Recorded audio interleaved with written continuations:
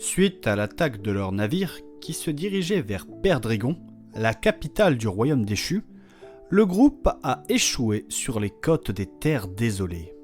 C'est un endroit sauvage, occupé essentiellement par des orques, demi-orques, ogres, trolls et toute autre créature de cet acabit.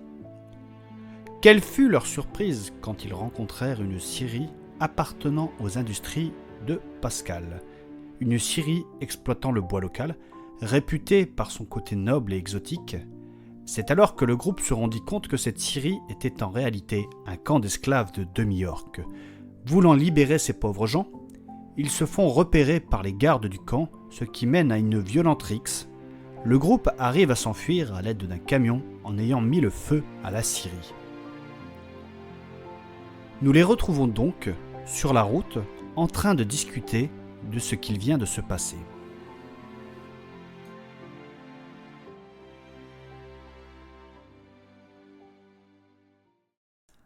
Avant que l'épisode ne commence, n'hésitez pas à commenter, à partager et à liker.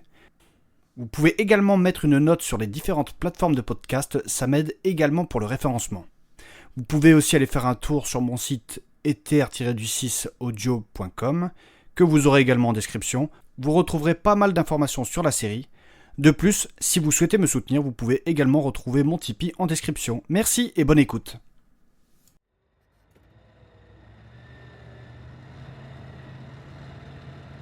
Sur ma route, oui, il y a eu du move, oui. Ta gueule! Qu'est-ce qu'on leur a mis dans la gueule quand même à ces enfoirés? Oui, c'est clair. Surtout quand c'est pour la bonne cause, ça fait plaisir. Sur ma route. Ta gueule! Et ça fait des esclavagistes en moins. Ça, c'est une bonne chose. Ouais, et ça fait du bien de chatouiller quelques demi-ogres. Ça faisait longtemps. De plus, j'ai pu observer que quelques demi-orques ont pu s'enfuir. Et cela, grâce à nous. Je suis sûr que la déesse est fière de vous tous.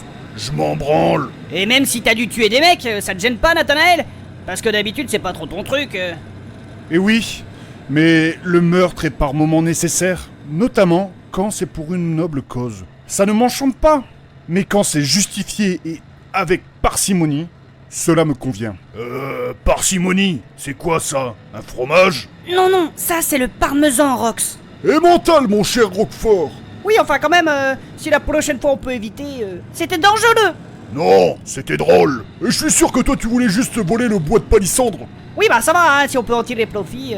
Ouais. En tout cas, sans le camion, je pense que... on se serait fait prendre. C'est clair que ça aurait été vite compliqué. On était en train de se faire déborder, là. Oui, malgré mes sorts, je ne peux contenir autant d'adversaires, surtout aussi coriaces que les demi-ogres. Ouais, vaguement. Je les aurais tous défoncés. À un moment, quand même, il y en a un qui a failli t'avoir. C'était pour faire genre. J'aime bien passer pour un homme sensible. Ah ouais? Maintenant, je sais ce que ça fait d'être une tarlouse comme toi. Et c'est pas agréable. Oh, mais ça va, oui. Au fait, Nathanaël, Oui? est-ce que pour une fois vous allez accepter de dire que la technologie vous a aidé avec le camion là? Oui, mais bon, j'aurais préféré une autre alternative. Ça m'aurait étonné du contraire, tiens. Monsieur Kevin, bien que j'ai des convictions, je ne vais quand même pas me laisser abattre par des négriers, sous prétexte que je ne souhaite pas monter dans cette chariote. Ah bah tu vois, la technologie a un intérêt. Comme la magie. Elle n'est pas has-been comme vous dites, elle a son intérêt. Oui, enfin, ça n'a rien à voir. Rien à voir, vous dites? Admettez quand même que cette création dans laquelle nous roulons actuellement est très étrange. Bah, en quoi c'est étrange? C'est antinaturel. Regardez, nous sommes dans une chariote du diable. Ça avance tout seul. Et comment? Par la magie du Saint-Esprit peut-être? Bien sûr que non, c'est l'œuvre du diable. Le démon est parmi nous. C'est totalement rationnel, tu sais. Chez nous, les hommes civilisés, on appelle ça le moteur à explosion. Le moteur à explosion. Mais rendez-vous compte de ce que vous dites, c'est totalement grotesque. Oh, commencez pas tous les deux. Mais enfin, monsieur Rox, admettez que... Oh, je n'admets rien du tout. Mais enfin... J'admets surtout que vous me donnez mal à la tête. Là où la technologie a son avantage, c'est que je peux te proposer à cacher pour ton mal de tête. Mais non, j'en veux pas de tes saloperies. Et en plus, Roxane, comme je sais que tu préfères, j'en ai aussi en suppositoire pour toi. Ta gueule! Ouf! Par la déesse! Mais doucement, merde. Mais ça va pas la tête, non? Mais monsieur Rox, faites attention! C'est monsieur Kevin qui conduit cette chariote du diable! Il n'a qu'à pas vouloir me mettre des cachets dans le trou du cul du monde. Mais enfin, monsieur Rox, bien que ce soit lourd, c'était une boutade! Ouais, mais les beignes, il ne comprend que ça. Oui, enfin... C'est moi ou ça devient de plus en plus dense la jungle là? Ouais, on dirait bien. On s'enfonce de plus en plus dans les terres désolées. De toute façon, nous n'avons pas le choix pour aller à Perdrigon. D'ailleurs, monsieur Kevin, vous savez où vous allez? Ouais, c'est vrai parce qu'il n'y a plus tellement de panneaux d'indication là. Bah écoutez, pour l'instant je fais au mieux, je reste sur ce petit sentier là. Et pour m'orienter, je fais en fonction du soleil. Du soleil, vous dites? Bien vu, à l'ancienne. C'est-à-dire? Bah quand même, tu connais pas ça toi, Gargamel, Nathanaël? Le soleil se lève à l'est et se couche à l'ouest. Il peut donc aller vers le nord comme ça. Là où il y a ta ville, la Perdricon, ou je sais pas quoi. Perdrigon, monsieur. Voilà, il va donc vers le nord. Au nord, c'était les corons. Plaît-il? La terre, c'était le charbon. Mais oui, Rox et Kevin ont raison.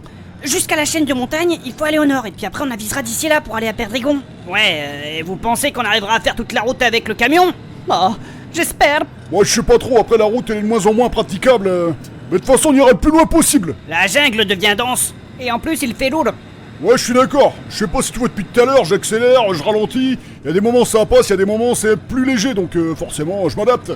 Je commence à comprendre pourquoi les terres désolées s'appellent comme ça. Nous avons en quelque sorte débarqué sur la partie plus civilisée, on va dire. Je dis bien civilisée entre guillemets, quand on voit les horreurs commises dans ce camp. Et maintenant nous sommes dans la partie plus... sauvage. La vraie vie quoi. Oh, s'il te plaît Kevin, je te demande ça comme un service. Essaye d'arriver jusqu'au bout avec le camion s'il te plaît. T'inquiète pas, je vais faire au mieux. J'ai pas envie de marcher dans cette brousse là. Évidemment. Bah évidemment. En plus il fait chaud et humide. Ouais, sale temps pour les gros. Mais ça va, oui, on avait dit pas sur le physique. En même temps tu cherches sans arrêt avec tes vannes lourdes et tout ça. Si t'as pas envie, ne jette pas la pierre pour te battre. De quoi? Ouais, tu m'as compris. Ouais, c'est de plus en plus dense. Le camion a du mal à passer avec les arbres. J'aurais voulu planter Bah, et ce bruit, ça fait peur. un oranger. Kevin, il reste beaucoup de route? Ouais, je sais pas moi, vu de pied on a dû faire 150, 200 bornes, un truc comme ça. Ce qu'il fait qu'il doit nous rester environ 300 km. Bah écoutez, c'est toujours ça de prix et plusieurs jours de marche gagnée, non? Ouais, c'est vrai, vu comme ça, au moins on rattrape une partie du retard. Après, je dis ça, je ne dis rien, mais nous aurions pu emprunter une diligence dans une ville locale. De quoi? Il est comique lui. Eh bien oui, il doit bien y avoir des petites villes dans le coin. Mais il est con lui, y a que des tribus de sauvages ici. Ah bon? Si ça s'appelle les terres désolées, c'est pas pour rien. Sinon on aurait appelé ça les terres sympathiques, abruti. Mais ça va, oui, monsieur Rox. Tu dis un nombre de conneries à la minute des fois toi, t'es impressionnant. Oh là là. Citadin à la con. Ah, c'était une grosse blanche. J'espère que le camion va tenir jusqu'au bout. De toute façon, il n'y a pas de raison qu'il lâche. C'est de la bonne mécanique ce truc. Ah ouais? Oui, c'est un camion de la Pascal Industries. Et malgré les méfaits de cet homme, il faut dire que ses inventions sont hyper fiables. Ouais, c'est clair. À vrai dire, je ne suis pas du tout technologie. Mais il est vrai qu'utiliser les inventions de monsieur Pascal contre lui, Eh bah quoi? ça me plaît en fait. Les inventions de Pascal. Ça me fait penser à un truc d'ailleurs. Je sens que ça va être capital encore. Oh Kevin, laisse-le parler. Merci Mélusine. Ouais donc, comme vous le savez, les relations diplomatiques entre les nains et les hommes, elles sont assez froides depuis quelques décennies. Bah oui, ça doit faire quoi maintenant? 75 ans non que c'est tendu? En fait, depuis que les humains ont volé la technologie aux nains, il y a cette tension qui est présente. Eh bien, c'est là où je voulais en venir. Ah bon? En réalité, on ne sait pas tellement qui a volé la technologie et ce qu'il s'est passé exactement. Oui, c'est ça. Et depuis quand la famille Pascal s'est-elle développée?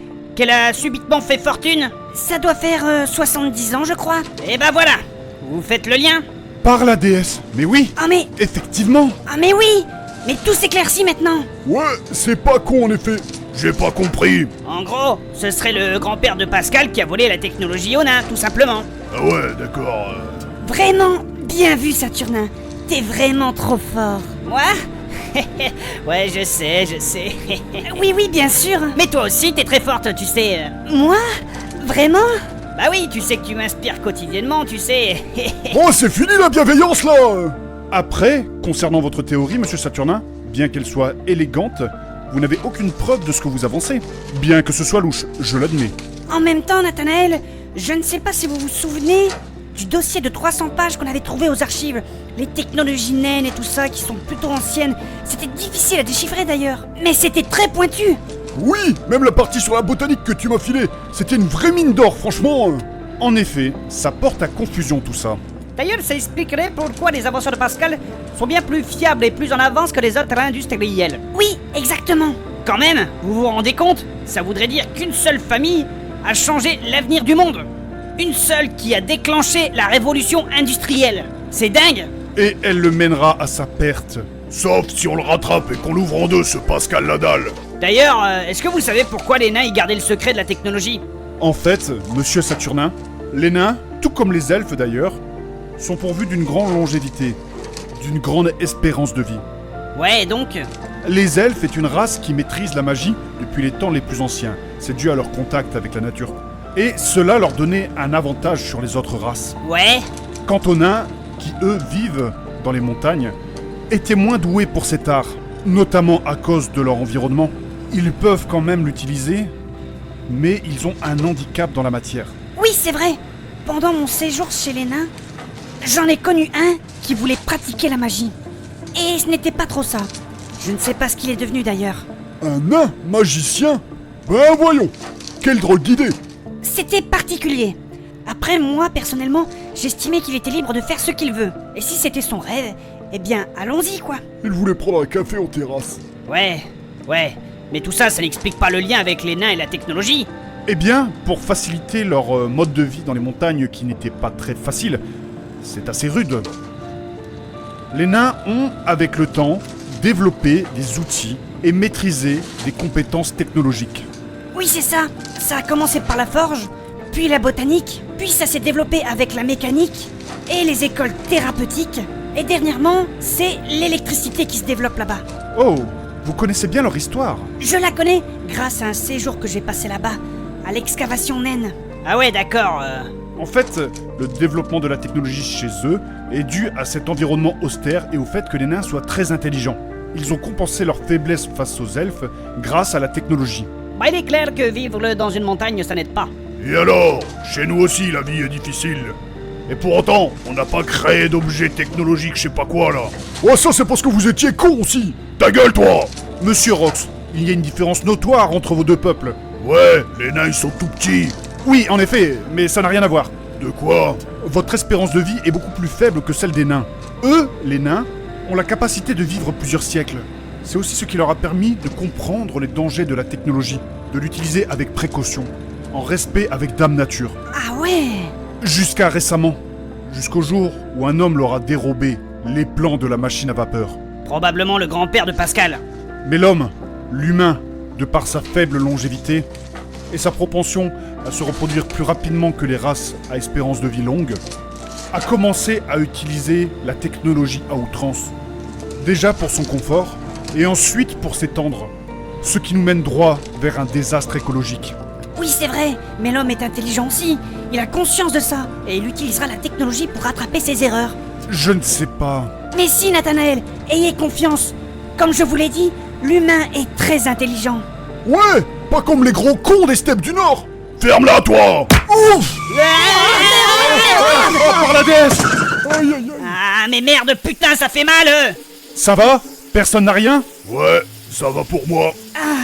Je me suis cogné, mais ça va. Mais bordel, ça va pas bien la tête, non? Mais pourquoi vous avez fait ça, monsieur Rox? Il n'arrête pas de dire que je suis con. Oh, aïe, aïe, aïe.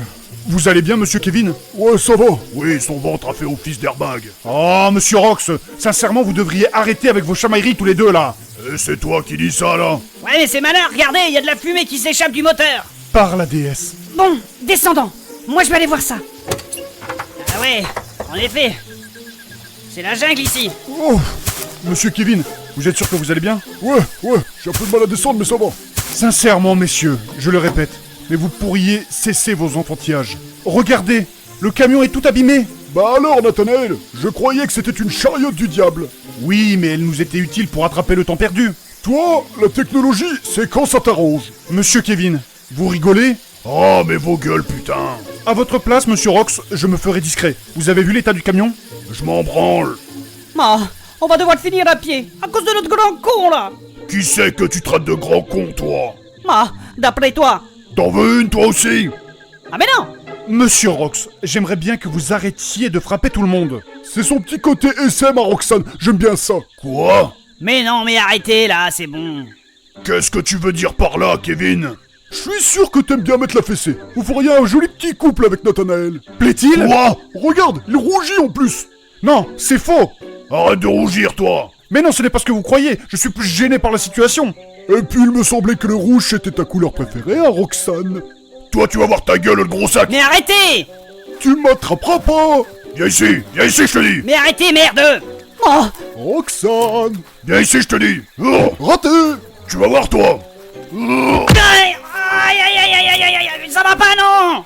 Par la déesse. Mais merde, faites attention, putain! T'as qu'à pas rester dans mes pattes si tu voulais pas en prendre une par ricochet. Allez, viens ici, toi. Tu m'auras pas. Mais j'ai rien fait, putain! Youhou, Roxane. Allez, viens me mettre la fessée. Allez, viens ici. Mais veuillez cesser vos enfantillages. Putain, mon nez!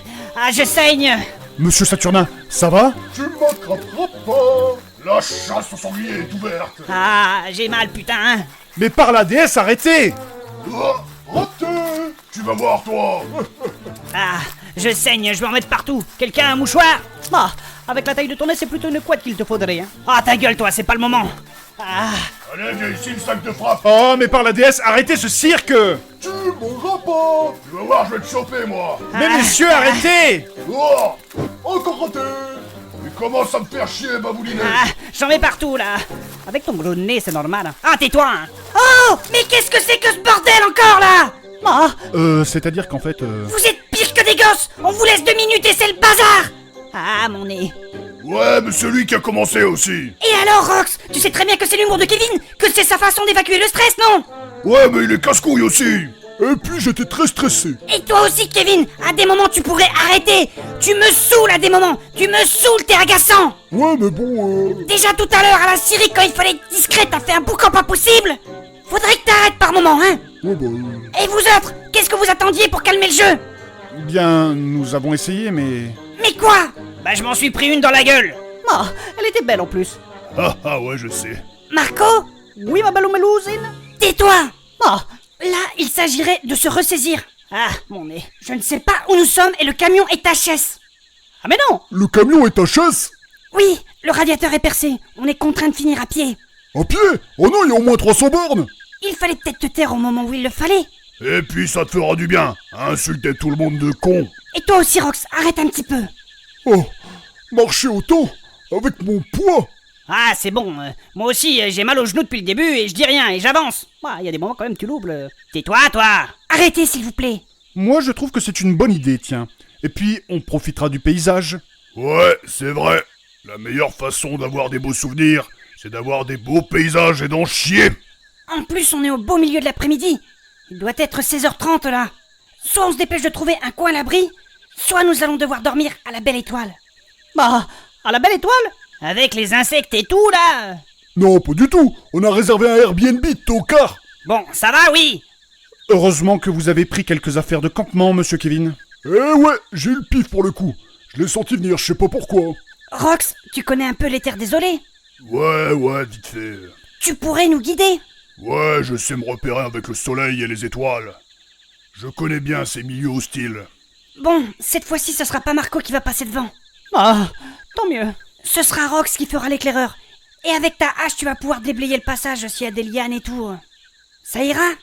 Oui, t'inquiète pas, femme. Pour une fois que ce n'est pas moi qui fais l'éclaireur. T'es pas fait pour cet endroit sauvage. Tu vas te faire croquer si tu passes devant. Ah, Par contre, Rox, je compte sur toi. Hein. Si on tombe sur des orques ou un camp de je sais pas quoi, tu ne charges pas, tu nous attends. Tu nous dis quoi et on avise, ok? Compris? Ouais, t'inquiète pas. Allez, prenons nos affaires et en route. C'est parti.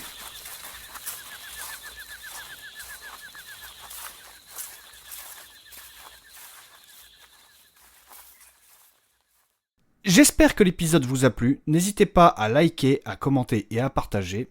De plus, vous pouvez également retrouver mon site en description. Merci à vous.